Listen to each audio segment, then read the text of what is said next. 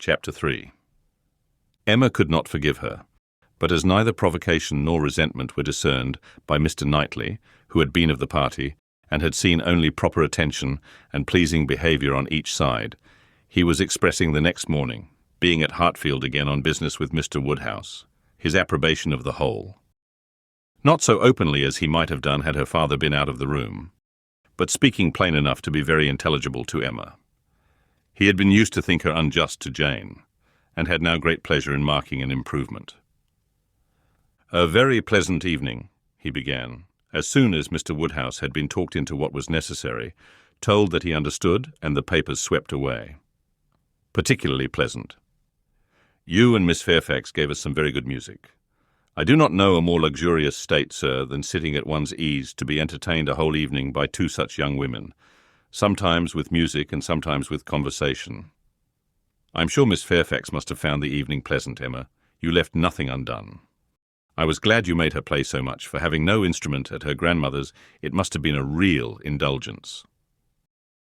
"I am happy you approved," said Emma, smiling, "but I hope I am not often deficient in what is due to guests at Hartfield." "No, my dear," said her father instantly, "that I am sure you are not. There is nobody half so attentive and civil as you are. If anything, you are too attentive. The muffin last night, if it had been handed round once, I think it would have been enough." "No," said Mr. Knightley, nearly at the same time. "You are not often deficient either in manner or comprehension. I think you understand me, therefore." An arch look expressed, "I understand you well enough." But she said only, "Miss Fairfax is reserved." "I always told you she was, a little. But you will soon overcome all that part of her reserve which ought to be overcome, all that has its foundation in diffidence. What arises from discretion must be honoured." "You think her diffident? I do not see it." "My dear Emma," said he, moving from his chair into one close by her, "you are not going to tell me, I hope, that you had not a pleasant evening." "Oh, no, I was pleased with my own perseverance in asking questions, and amused to think how little information I obtained."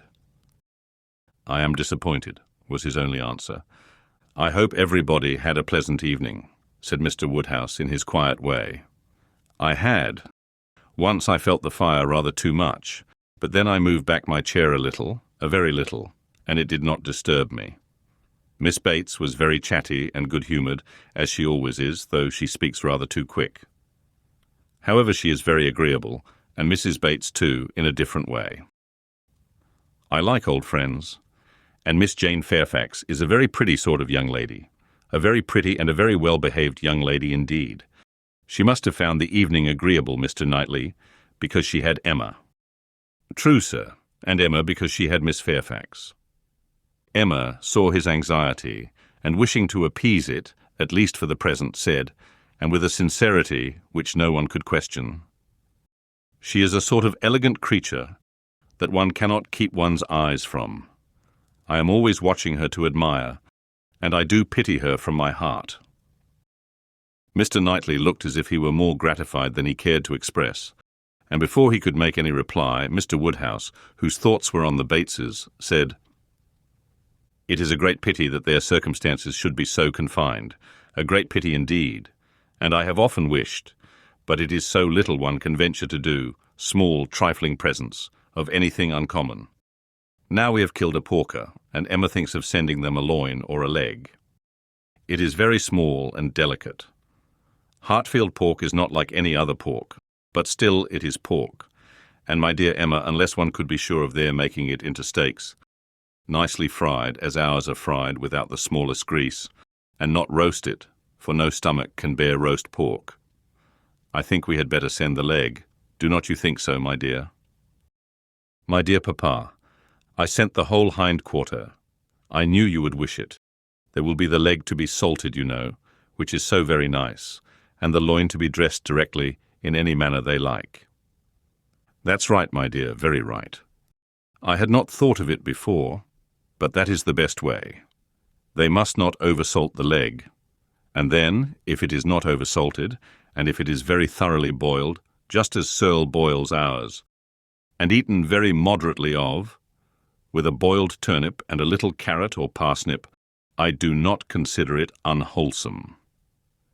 Emma, said Mr. Knightley presently, I have a piece of news for you. You like news, and I heard an article in my way hither that I think will interest you. News? Oh, yes, I always like news. What is it? Why do you smile so? Where did you hear it? At Randall's?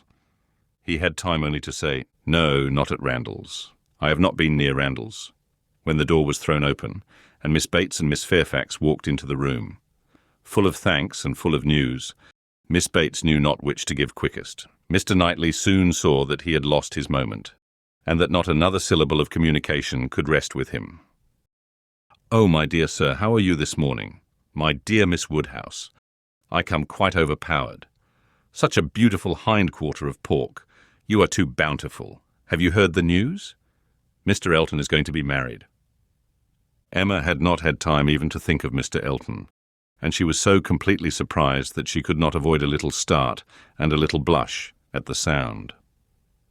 There is my news. I thought it would interest you, said Mr. Knightley, with a smile which implied a conviction of some part of what had passed between them. But where could you hear it? Cried Miss Bates. Where could you possibly hear it, Mr. Knightley? For it is not 5 minutes since I received Mrs. Cole's note. No, it cannot be more than 5, or at least 10, for I had got my bonnet and spencer on, just ready to come out. I was only gone down to speak to Patty again about the pork. Jane was standing in the passage. Were not you, Jane? For my mother was so afraid that we had not any salting pan large enough. So I said I would go down and see, and Jane said, Shall I go down instead? For I think you have a little cold, and Patty has been washing the kitchen. Oh, my dear, said I. Well, and just then came the note. A Miss Hawkins, that's all I know. A Miss Hawkins of Bath. But, Mr. Knightley, how could you possibly have heard it? For the very moment Mr. Cole told Mrs. Cole of it, she sat down and wrote to me. A Miss Hawkins? I was with Mr. Cole on business an hour and a half ago. He had just read Elton's letter as I was shown in and handed it to me directly. Well, that is quite. I suppose there never was a piece of news more generally interesting. My dear sir, you really are too bountiful. My mother desires her very best compliments and regards, and 1,000 thanks, and says you really quite oppress her. We consider our Hartfield pork, replied Mr. Woodhouse. Indeed, it certainly is, so very superior to all other pork, that Emma and I cannot have a greater pleasure than— Oh, my dear sir, as my mother says, our friends are only too good to us. If ever there were people who, without having great wealth themselves, had everything they could wish for, I am sure it is us. We may well say that our lot is cast in a goodly heritage. Well, Mr. Knightley, and so you actually saw the letter. Well, it was short, merely to announce, but cheerful, exulting, of course. Here was a sly glance at Emma. He had been so fortunate as to— I forget the precise words. One has no business to remember them. The information was, as you state, that he was going to be married to a Miss Hawkins. By his style, I should imagine it just settled. Mr. Elton going to be married, said Emma, as soon as she could speak. He will have everybody's wishes for his happiness. He is very young to settle, was Mr. Woodhouse's observation. He had better not be in a hurry. He seemed to me very well off as he was. We were always glad to see him at Hartfield. A new neighbour for us all, Miss Woodhouse, said Miss Bates joyfully. My mother is so pleased. She says she cannot bear to have the poor old vicarage without a mistress. This is great news indeed. Jane, you have never seen Mr. Elton. No wonder that you have such a curiosity to see him. Jane's curiosity did not appear of that absorbing nature as wholly to occupy her. No, I have never seen Mr. Elton, she replied, starting on this appeal. Is he a tall man? Who shall answer that question? Cried Emma. My father would say yes, Mr. Knightley no, and Miss Bates and I that he is just the happy medium. When you have been here a little longer, Miss Fairfax, you will understand that Mr. Elton is the standard of perfection in Highbury, both in person and mind. Very true, Miss Woodhouse. So she will. He is the very best young man. But, my dear Jane, if you remember, I told you yesterday he was precisely the height of Mr. Perry. Miss Hawkins, I dare say, an excellent young woman. His extreme attention to my mother, wanting her to sit in the vicarage pew, that she might hear the better, for my mother is a little deaf, you know. It is not much, but she does not hear quite quick. Jane says that Colonel Campbell is a little deaf. He fancied bathing might be good for it, the warm bath. But she says it did him no lasting benefit. Colonel Campbell, you know, is quite our angel.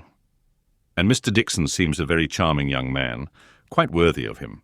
It is such a happiness when good people get together, and they always do. Now, here will be Mr. Elton and Miss Hawkins, and there are the Coles, such very good people, and the Perrys. I suppose there never was a happier or a better couple than Mr. and Mrs. Perry. I say, sir, turning to Mr. Woodhouse, I think there are few places with such society as Highbury.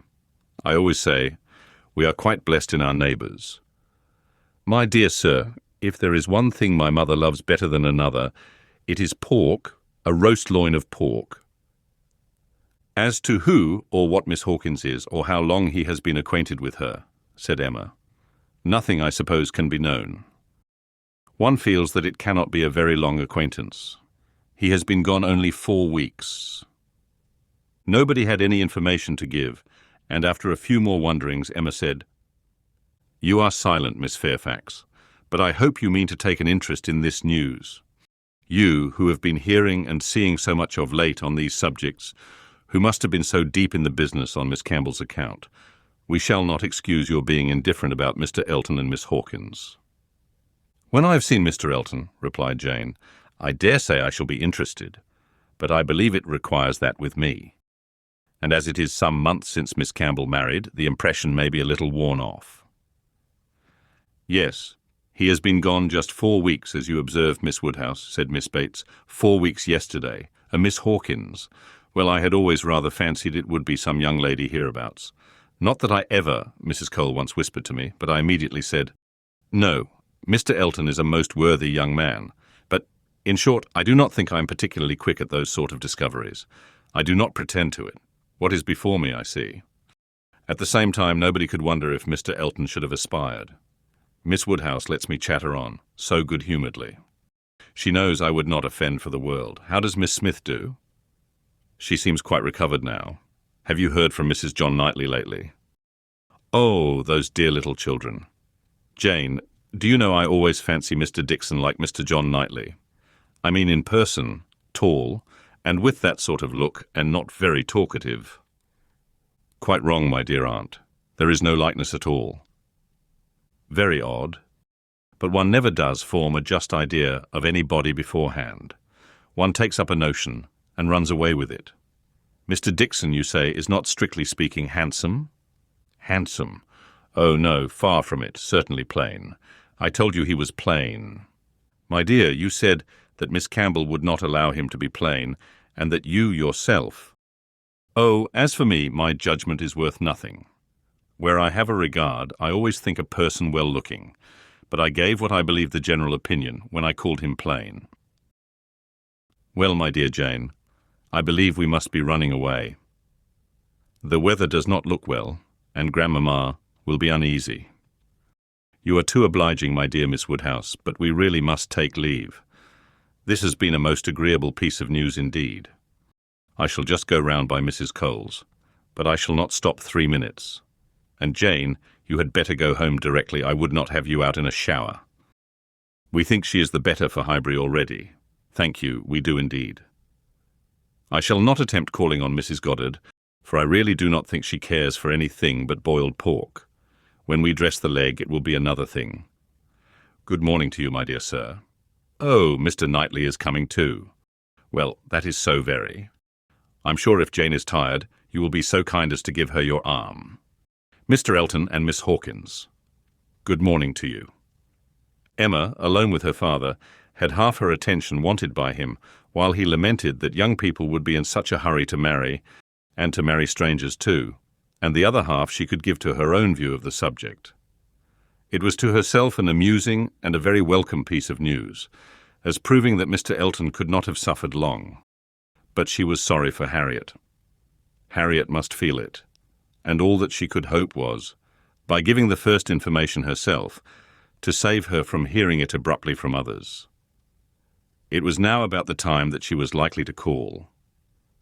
If she were to meet Miss Bates in her way, and upon its beginning to rain, Emma was obliged to expect that the weather would be detaining her at Mrs. Goddard's, and that the intelligence would undoubtedly rush upon her without preparation. The shower was heavy but short, and it had not been over 5 minutes when in came Harriet, with just the heated, agitated look which hurrying thither with a full heart was likely to give. And the, "Oh, Miss Woodhouse, what do you think has happened?" which instantly burst forth, had all the evidence of corresponding perturbation. As the blow was given, Emma felt that she could not now show greater kindness than in listening, and Harriet, unchecked, ran eagerly through what she had to tell. She had set out from Mrs. Goddard's half an hour ago. She had been afraid it would rain. She had been afraid it would pour down every moment. But she thought she might get to Hartfield first. She had hurried on as fast as possible. But then, as she was passing by the house where a young woman was making up a gown for her, she thought she would just step in and see how it went on. And though she did not seem to stay half a moment there, soon after she came out it began to rain, and she did not know what to do. So she ran on directly as fast as she could, and took shelter at Ford's.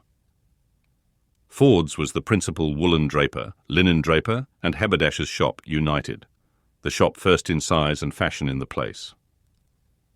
And so, there she had sat, without an idea of anything in the world, full 10 minutes perhaps, when all of a sudden who should come in? To be sure, it was so very odd. But they always dealt at Ford's. Who should come in but Elizabeth Martin and her brother? Dear Miss Woodhouse, only think. I thought I should have fainted. I did not know what to do. I was sitting near the door. Elizabeth saw me directly, but he did not. He was busy with the umbrella. I am sure she saw me, but she looked away directly and took no notice. And they both went to quite the farther end of the shop. And I kept sitting near the door. Oh dear, I was so miserable. I am sure I must have been as white as my gown. I could not go away, you know, because of the rain, but I did so wish myself anywhere in the world but there. Oh, dear Miss Woodhouse. Well, at last, I fancy, he looked round and saw me. For instead of going on with her buyings, they began whispering to one another. I am sure they were talking of me, and I could not help thinking that he was persuading her to speak to me. Do you think he was, Miss Woodhouse? For presently she came forward, came quite up to me, and asked me how I did, and seemed ready to shake hands if I would. She did not do any of it in the same way that she used. I could see she was altered, but however, she seemed to try to be very friendly, and we shook hands and stood talking some time. But I know no more what I said. I was in such a tremble. I remember she said she was sorry we never met now, which I thought almost too kind.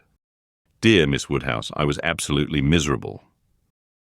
By that time it was beginning to hold up, and I was determined that nothing should stop me from getting away. And then, only think. I found he was coming up towards me too.